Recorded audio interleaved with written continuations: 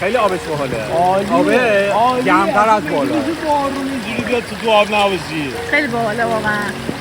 دیدی آبدار میبره یه سنگ بردار بزن رو خودت.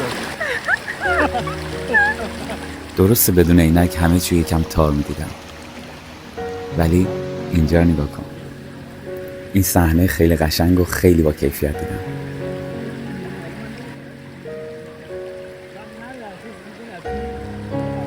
الانم که دارم ادیت میکنم خیلی دلم تنگ شده برای اون موقع. بارون، رودخونه.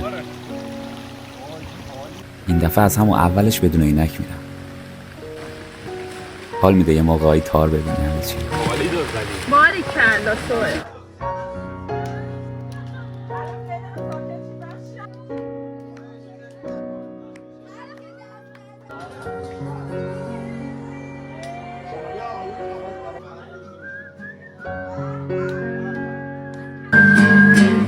یه پنجره با یه غفا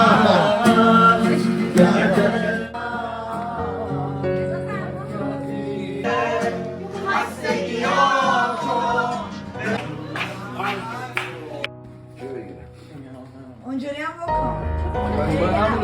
با همین حالت این پیمان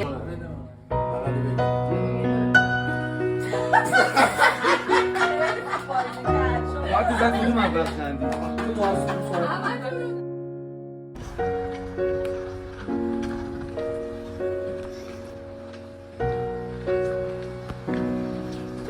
چه مهیه اون بالا.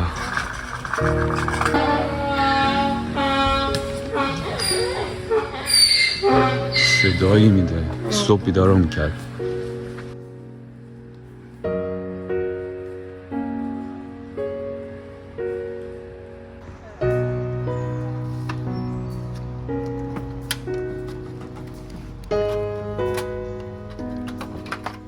آره دیگه پنیر رو صبونه بزنیم. یک سال سروقی.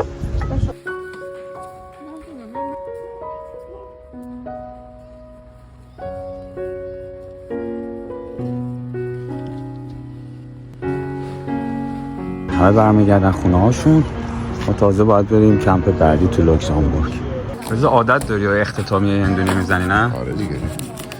سبک مانه. به عجبه. خیلی خفنه. عالیه. برای بچه‌های یوتیوبه. بچه‌ها تقدیم به همتون با عشق. جاتون خالی همگی.